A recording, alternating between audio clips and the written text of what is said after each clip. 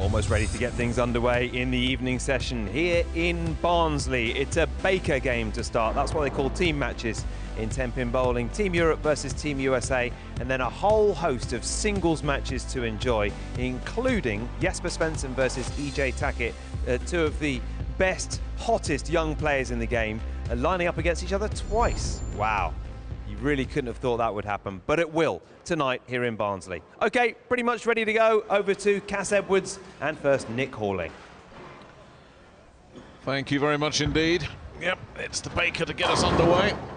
The Americans served notice of their intentions right from the get-go in our very first match of this year's Weber Cup, when they came out and bowled a 289.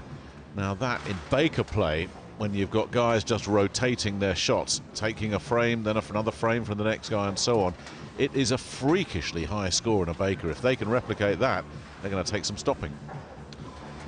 We seriously thought we were in for the first 300 of the tournament in the very first game, and it was just one single pin left standing by the team captain Sean Rash that prevented that occurring.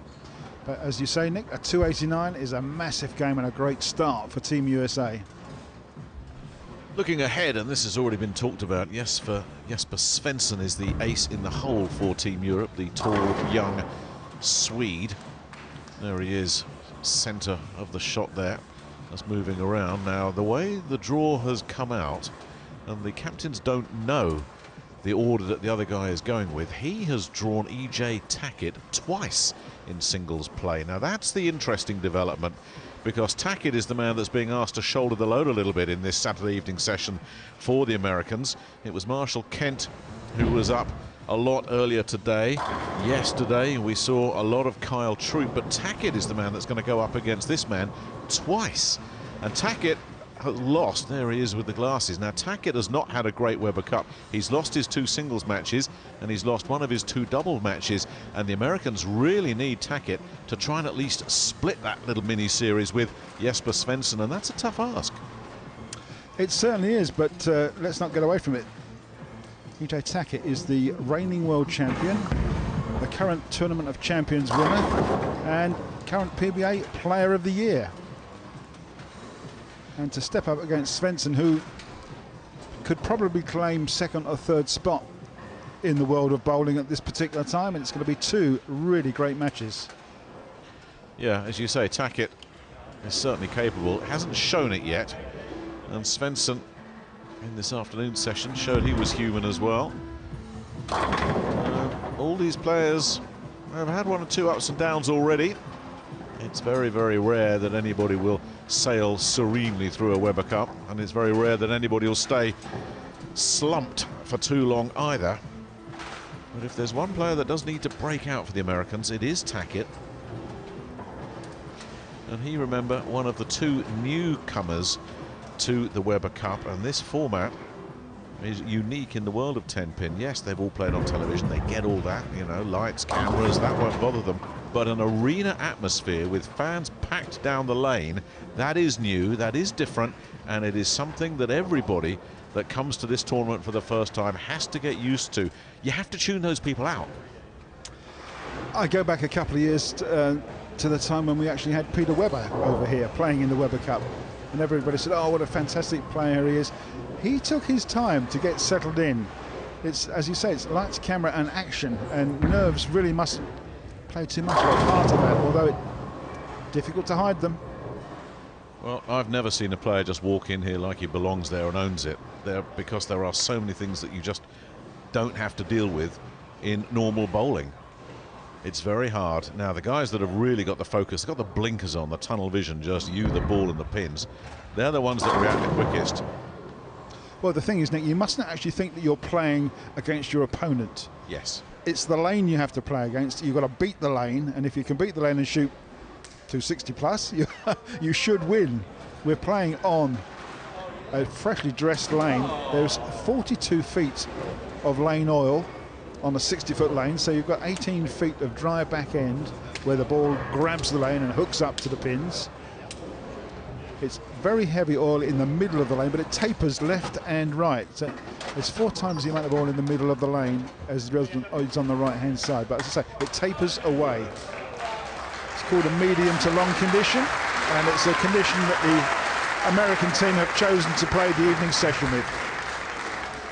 Now, historically down the years, and you'll correct me if my recollection is wrong here, Cass, but overall I think the balance would show over the last few years of this, the last 17 years, that it's the Americans that tend to play better in bakers. I don't know why that is, but if they can get a few strikes going here like Jesper Svensson has, the Europeans definitely good enough to win this one.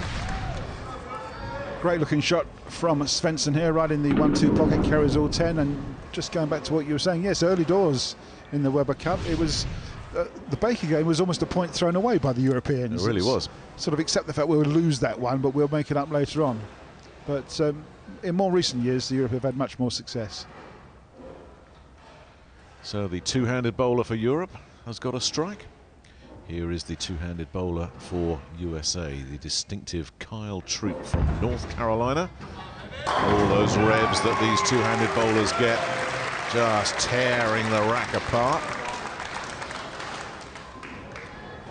Yeah, great looking shot for the first frame, known as the shovel shot. The two-handers, 2 fingers in the ball but no thumb. And the rotation is just out of this world. Hits the pocket, carries all 10. Great looking shot.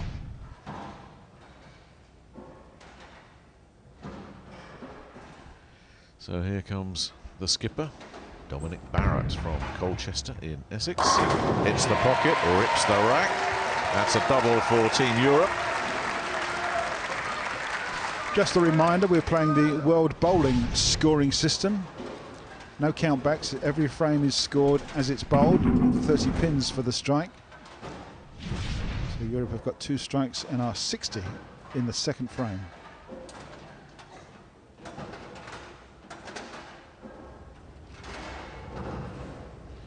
So here's the man we were talking about. The man that's in the best form of anybody right now, E.J. Tackett. But he's got to bring that high-class form to the Weber Cup. He gets a strike here in the Baker. Yeah, the man with all the revs. Snaps the wrist, puts so much rotation on the ball with some speed, and it just absolutely rips back. A fraction higher, perhaps, yeah, but it carries all 10. Yes, it wasn't a perfect pocket hit, but it did the job. So we wait to see who blinks first. And here comes Martin Larsson, the veteran on this European team. Hits the pocket or rips him up. Yeah, this is very, very good stuff from all the bowlers so far. Don't forget, this is the lane dressing condition that the Americans have chosen to outscore the Europeans, but just at the moment the Europeans look as though they really, really fancy this lane. 3 strikes in a row is known as Turkey in the business. Europe have had theirs, and the Americans have gobbled up theirs as well. That was the skipper, Sean Rash. Yes, you'll hate me to say it, but he's the eldest player in the tournament at 35.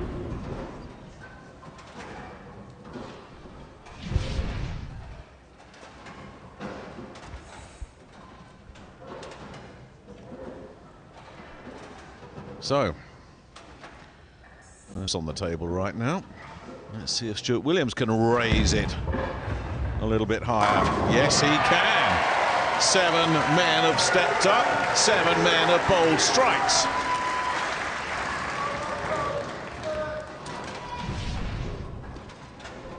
Another great looking shot from the European side. Hits the down lane marker there and rips the rack right in the 1-3 pocket. And I owe Sean Rash an apology. He's not the eldest player on the tournament. It's Martin Larsson, who's 38. Here's somebody who's definitely not the oldest. This is Marshall Kent, who will celebrate his 25th birthday later this month. And he too keeps it going. Well, both teams on course for a perfect game here in this Baker. It just goes to show what the top pros in the world can do on a freshly dressed lane that's conditioned, not necessarily for high scores, but a dry back end in the last 20 feet. Plenty of oil to help the ball down the lane, maintain the rotation. And of course, as it hits the pocket, it hopefully takes all 10 pins out. Back to the only left-hander in the tournament, the two-handed Swede, Jesper Svensson.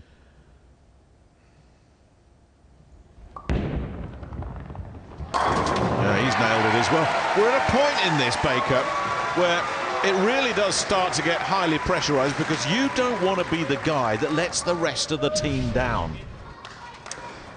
If one player fails to strike, and it's, let's say, for instance, a 9 spare, that could be the frame that loses the game if the other team strikes off, and they're, at the moment they're all perfect. So we've had 9 strikes in a row between these two. If you had to really put your money down and say one of these Americans will give you a strike, a lot of people would choose this man to deliver. Kyle Troop delivers.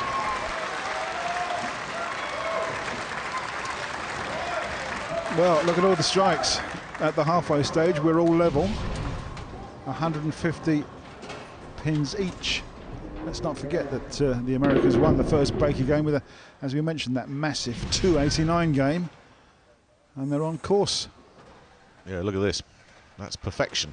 That certainly is. Great looking graphic there with all the scores.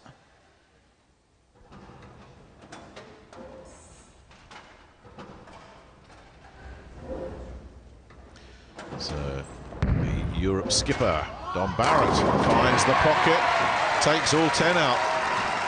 No corner pins sticking around under this assault from these 8 players. Well, as I say, they all seem to enjoy this particular lane condition of 40 feet and the amount of oil that's on there. They're all getting a nice reaction at the break point and carrying all 10. No dodgy, as you say, corner pins hanging around at the moment. Now, who's going to break the spell? Here comes Tackett, looking to replicate the European double turkey. There's 6 in a row here. Ice cool there, wasn't he? I think it was Sean Rash that said on earlier interview that this condition will create a strike fest for the Americans.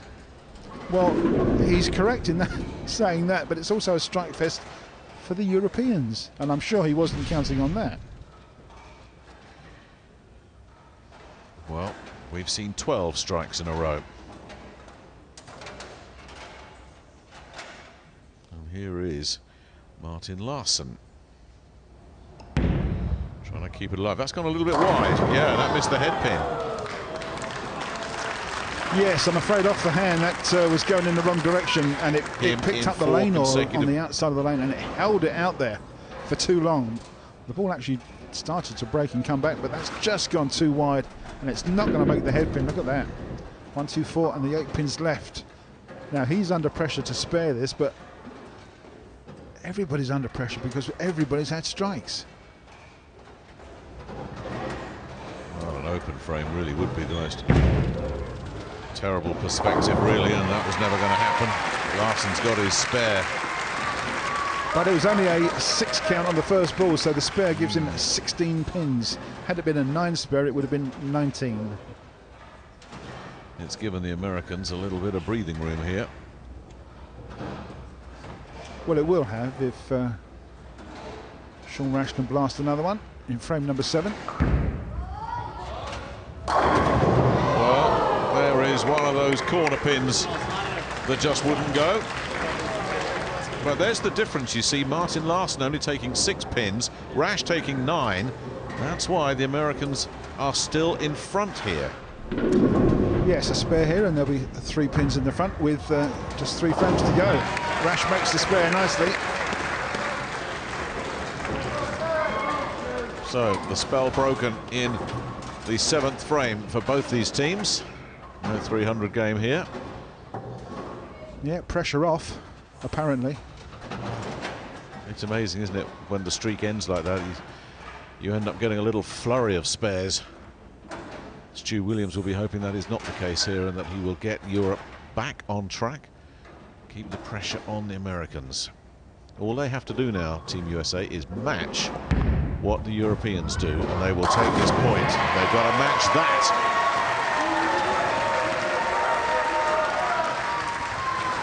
Yeah, great looking shot there from Stu Williams. What people have to remember is that there's 7 players that are all right-handers, and they're all playing the same area of the lane. So the lane condition is going to adjust, and they're going to have to change and adjust with it.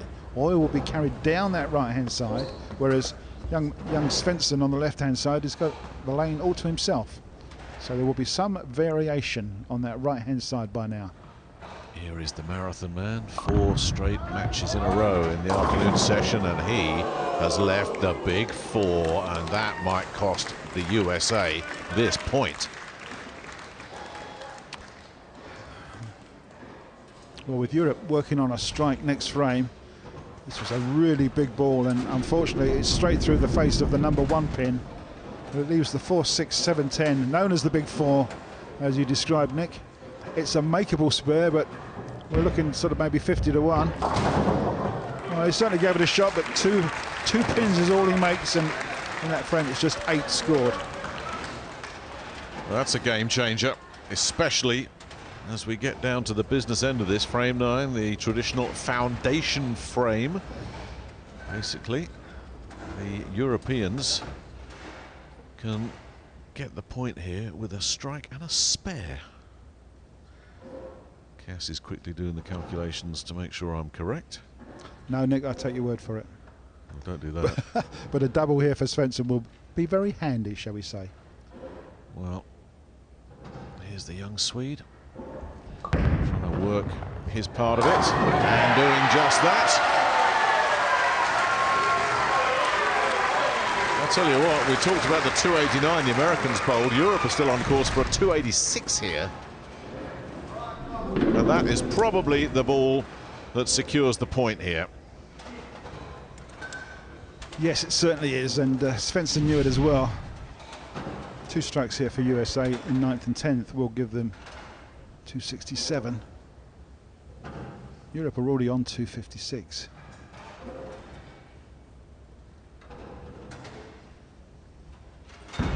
Oh, it's got to be a strike from Troop, and it is. Troop's up next against Stu Williams, both of them in good form going into their singles match. Well, Carl's had 3 shots in his bake and he struck every time, so he's lined up at this particular time. So he's probably the man to come in and play against Williams and hopefully give him a good game. Williams has had 2 strikes, but here we go. Yes, it's the captain, Don Barrett, hoping to finish it off with 1 ball. He just has to stay clean.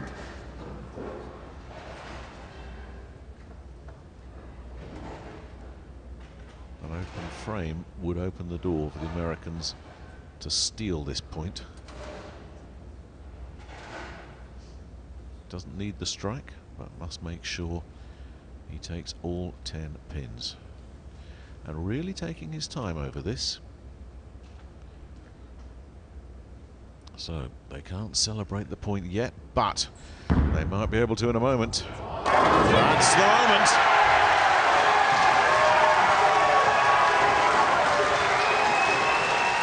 .286, that's a score. Well, it's a score and a half. Yeah, it doesn't quite get the 289 that the Americans scored earlier in the first Poker game, but a great captain shot here to secure the point for Team Europe. Well, start as you mean to go on, I guess. That'll be the European perspective here. They've been slow starters in the other sessions, even though they won the first one of this afternoon. They then proceeded to lose 3 in a row. They'll be looking to try and carry the momentum on from that Baker into the next match. Not a shabby 267 from the USA, but that open frame from Marshall Kent has proved costly. Once again, Europe have tucked themselves in, just 1 point behind the Americans. Up next, it'll be Kyle Troop going up against Stu Williams. That's in a couple of moments.